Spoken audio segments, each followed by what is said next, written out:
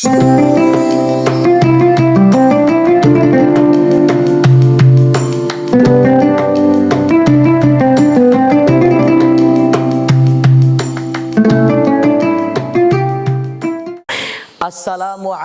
warahmatullahi wabarakatuh.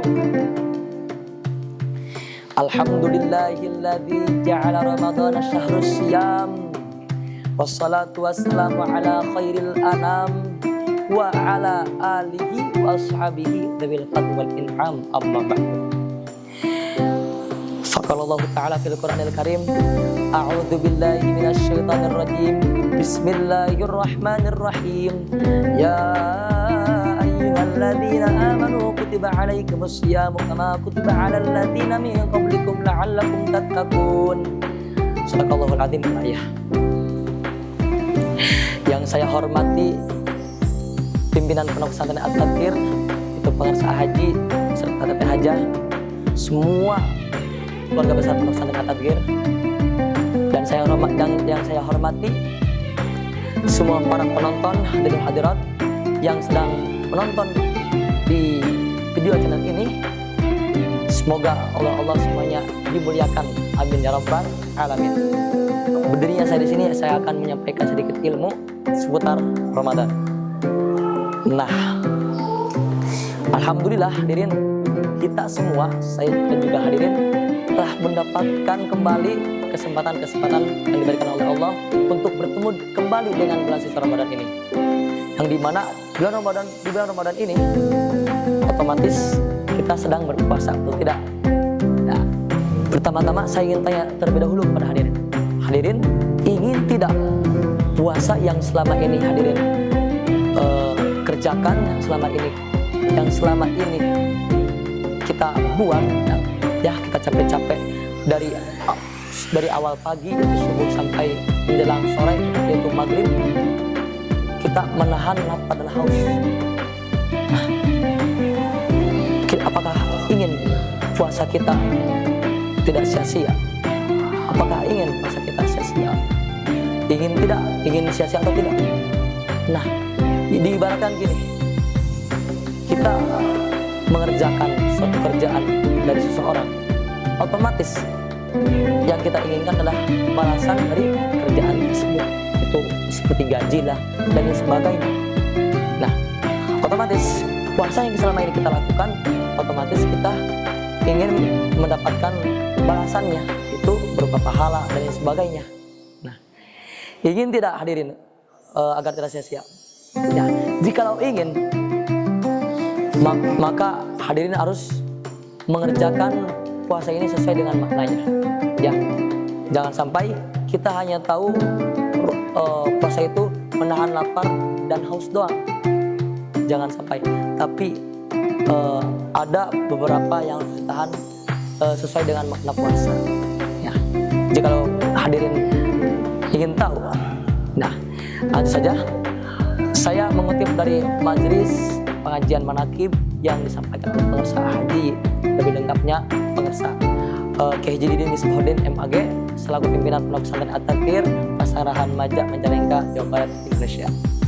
Nah, para ahli sufi banyak memaknai kata puasa ini, yaitu sangat banyak. Saya mengambil salah satunya yaitu dari kata somun. Somun adalah dalam bahasa Arab, yaitu bahasa Arabnya kata puasa, ya. Som artinya dalam bahasa Indonesia puasa. Nah, somun ini terdiri dari 3 kalimat, 3 huruf, 3 kata, yang dimana masing-masing hurufnya itu mengandung maknanya masing-masing yang dimaknai oleh para ahli sufi atau para ulama-ulama. Nah, ya lanjut saja.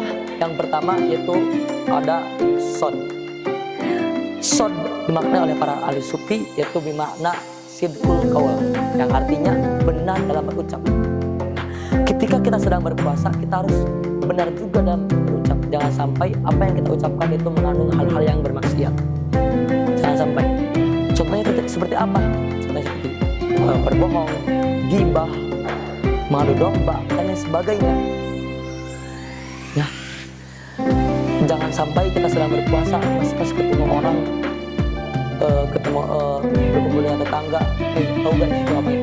Tahu gak si itu, tahu gak betul.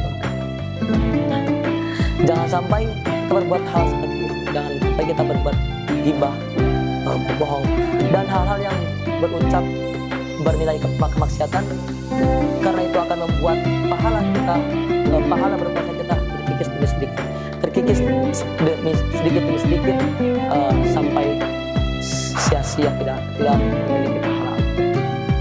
Jangan sampai. Nah, ya. Lanjut yang kedua, yaitu pau, yaitu bermakna wara'. Apa itu wara'? Yaitu terjaga atau hati-hati dalam hal seperti apa? Itu dalam hal hati-hati dalam hal tersubhat. Apa itu syubhat? Syubhat adalah tidak jelas, hal tersebut tidak jelas halal dan haramnya. Dari bentuk bagaimana? Itu dari kita berbuat, dari kita memakai suatu apapun, dari kita mendapatkan hal apapun, ya. Contohnya seperti apa? Contohnya ketika kita sedang berpakaian. Nah, pakaian yang kita pakai hari ini atau kapan, itu pakaian itu halal atau haram sih? Dari mana kita dapatkan uang untuk membayar untuk akan halal dari benda tersebut? Ya, kita harus waro. Jangan sampai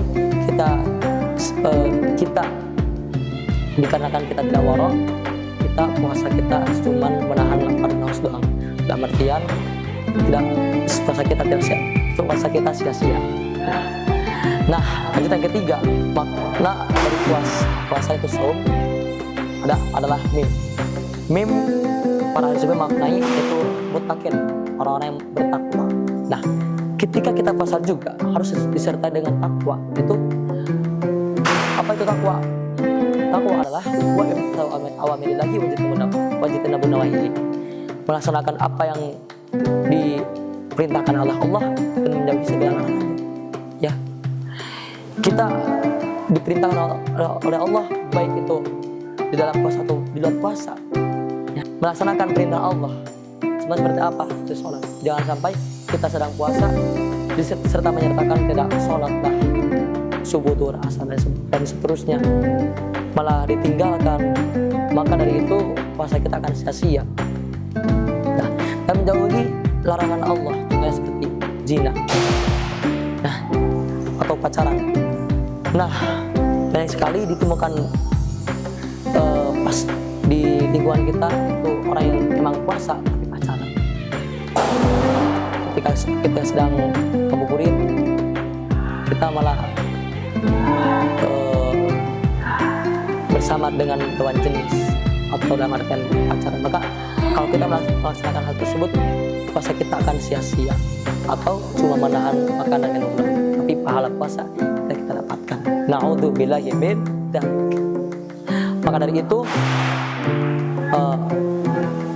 salah satu makna dari puasa ini yang tadi saya sampaikan kepada hadirin. Nah, semoga makna tersebut bisa bermanfaat dan semoga bisa dilaksanakan oleh hadirin semua dan saya dan juga hadirin semua, ya, supaya puasa kita tidak sia-sia, supaya puasa kita tidak hanya menahan lapar dan haus doang. Betul tidak? Betul. Sekian dari saya, mohon maaf atas segala kekurangan dan kelebihannya. Wallahu aqwam ila aqwamit thariq. Wassalamualaikum warahmatullahi wabarakatuh.